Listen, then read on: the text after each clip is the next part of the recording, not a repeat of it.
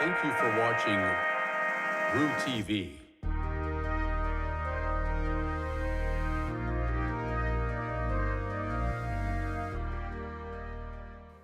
Welcome back to another episode of RooTV. I'm Jazlyn Summers. And I'm Sydney Jean. We've received the most recent update about the potential new arena, so keep an eye out for further information. Working in a pharmacy comes with challenging tasks. These obstacles have been amplified by short staffing, lack of thorough training, and tension from customers. Flu season tends to be a tough time for technicians due to scheduling conflicts. At a retail pharmacy, when the pharmacist administers flu shots in 15-minute appointments, it disrupts medication production and service, leading to longer wait times for all pharmacy tasks. Pharmacists simply cannot be in two places at once, giving shots and still accomplishing their regular demanding workload, said a former pharmacy tech who wishes to remain anonymous. The workload problem stems from understaffing, which is currently impacting many pharmacies. A universal issue with pharmacies is the lack of pharmacists and technicians alike, said Joseph Butler, a student and technician at the UMKC School of Pharmacy. It has led to many becoming overburdened and overwhelmed. Regardless of these adversities, Butler recognizes the positive and rewarding aspects of his job. Butler highlighted a smaller pharmacy, Pharmacy of Grace, that works to reduce prescription prices to zero or near zero for underserved and lower-income patient populations. The job offers a multitude of skills and specialties that pharmacy students will find useful. Butler believes the positive aspects outweigh the negative. Over the weekend, former Speaker Brett Boyer said he could no longer lead the SGA in the right direction. An email sent Saturday evening detailed Brett Boyer's resignation from his position as House Speaker. His successor is planning to be confirmed at the next SGA meeting. According to Boyer, recent actions taken in the Senate have shown him that he has lost the trust of the senators and could no longer fulfill his role as Speaker. My biggest goal for the 90th Senate was for us to move on from the tensions and mistrust from the last year's student government session, Boyer said in his resignation letter. I have failed to move us beyond that. Some of these recent actions may include an impeachment petition filed against him. While the complete reason for this petition is still being investigated, student body president Ophelia Griffin said it may have been prompted when Boyer gave someone else's presentation without their permission to the Senate body. For the next speaker, Griffin said she hopes to see them reconnect the SGA to the student body and leave any reminiscent toxicity of the 89th Senate behind them. Now let's toss it over to Jackson Ogden. Welcome back into the den. I am Jackson Ogden, and boy, we have a busy time in the sports world right now, so let's waste no time. Let's get straight into it with men's soccer. They are set to go to the Summit League tournament on Thursday, take on Denver at 3 p.m. Now, they just took on Denver this past Saturday in Denver and lost 2-0, but there was really nothing on the line. Kansas City had already clinched their spot in the Summit League tournament. They were going to be the 4 seed regardless if they won, tied, lost that game.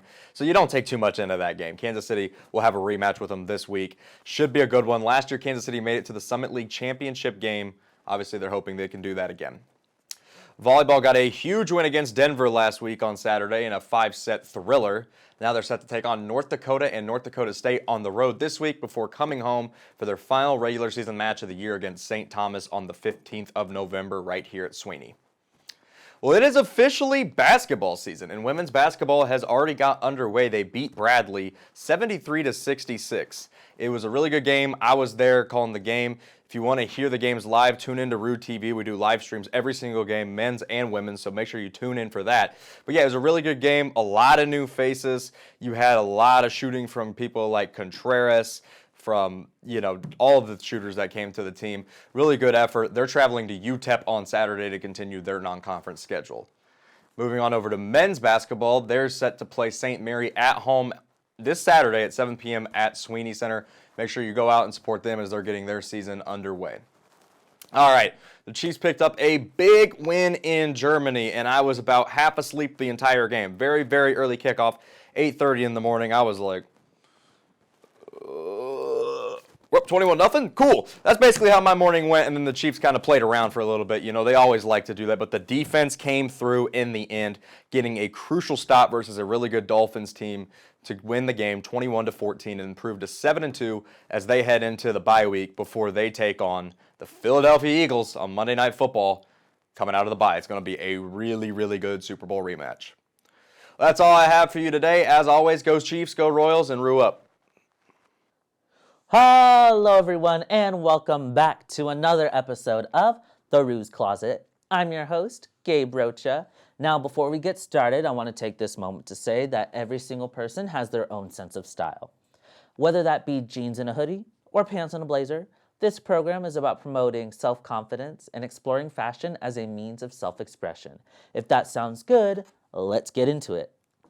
So, with fall arriving and winter just around the corner, we're going to be talking about the best fabrics and materials for cooler weather. So, the first fabric on this list is wool. Yes, wool. This fabric is a good insulator and helps you keep you warm in cooler and colder climates. This fabric is also durable and long-lasting. It's hypoallergenic, sustainable, and very stylish. A wool top coat is a great fall/winter jacket to keep in your wardrobe. Wool can be found in stores like J.Crew and Express. There are many different types of wool, so you can experiment and find what feels perfect for you. Okay, so this next fabric is flannel. Flannel, flannel, flannel, flannel. Like coffee, coffee, coffee, coffee, coffee. Flannel. We love flannel. Flannel being the most popular and versatile on this list, it is a great fall/winter must-have. This fabric is a great insulator while being breathable and also moisture-wicking. It's also a great layering clothing item because in the winter and fall, we love to layer. Now, the next one, we've all heard of cashmere, and we know that cashmere isn't normally cheap. But cashmere is super soft. While it is a great insulator, it can be hard to maintain at times, but I believe it is definitely worth it. Many of my cashmere pieces have come from thrift stores all around the country, and when you find it in thrift stores, it is genuinely in good condition. So, cashmere, chef's kiss. Alrighty, so this last one that we're going to talk about is faux fur. Faux fur is also a great fabric. It's fluffy, warm, and considered to be classy and elegant, and it can give your outfits a little bit of edge. Faux fur is more affordable nowadays and is popping up in affordable retailers like H&M. Well, that's all the time I have for today. If you have any questions or comments, I'd love to hear from you, so please drop those in the comment section below, and I would love to hear suggestions for what you would like me to talk about on next time's program. Follow me on Instagram at GabeRocha57 for outfit inspo and tips and tricks.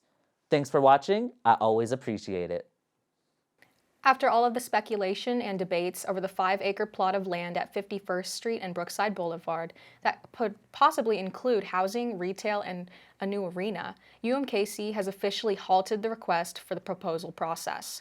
Sean Reeder, Vice Chancellor of Finance and Administration, said, based on current specifications, an analysis showed that the proposed development included in the plans wouldn't generate enough revenue to cover project costs. While the arena and development would be located on UMKC grounds, the university would lease the plot to developers and then lease back the arena for athletics and events. The developer awarded the proposal bid would have ownership of the establishment and use the facility for other events at available times. Developing these empty lots occurs in the shadow of a very expensive past, said Dr. Shannon Jackson, UMKC professor and Humanities and Social Sciences Department chair. Since we are still paying for multiple structures that are no longer there, we need to ensure anything we build in their place is not only durable, but fully supports and enhances the university's mission as well. Thanks for watching RooTV. Don't forget to hop on the subscribe button and follow us on Instagram at RooTV UMKC. See you next week.